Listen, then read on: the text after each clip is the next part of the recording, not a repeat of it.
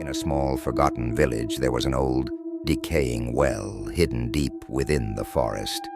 The locals believed it was cursed, and no one dared to go near it after dark.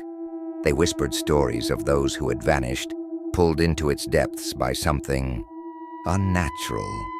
The legend said that if you leaned over the edge at midnight, you would hear the voices of the lost, forever trapped beneath the well.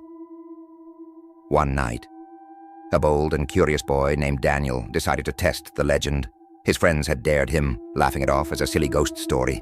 But Daniel, intrigued by the mystery, snuck into the forest under the full moon, determined to face the well himself. As he approached the ancient stone structure, a strange chill settled in the air.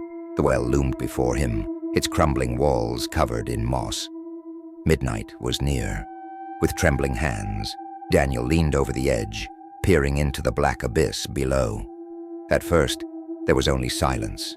Then, faint whispers began to rise, too low to understand, like soft voices calling from far away. "Daniel," one voice hissed, sending shivers down his spine. His heart pounded as the voices grew louder, overlapping in a frantic, desperate chant. Suddenly, something cold and slimy brushed against his ankle. Startled, Daniel leaped back, his breath quickening. He looked around. No one was there. But the voices from the well continued, now more urgent, like they were pleading. Summoning his courage, Daniel stepped forward again.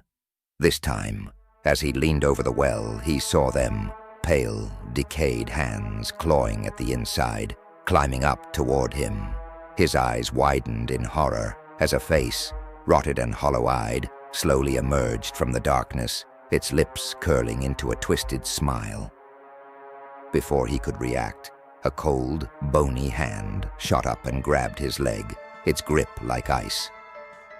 Daniel screamed, pulling and kicking, but the hand wouldn't let go. More hands followed, pulling him closer, dragging him toward the gaping black hole. As he fought for his life, the last thing he saw was that hideous face, now inches from his own, whispering with a voice that sounded like 100 souls crying out at once. "Join us." With a final sickening pull, Daniel was yanked into the well. The forest fell silent. His friends searched for him the next day, but he was never found. They say the well is still there, waiting. And if you listen closely on a quiet night, you can hear Daniel's voice, calling for help, forever trapped in the dark.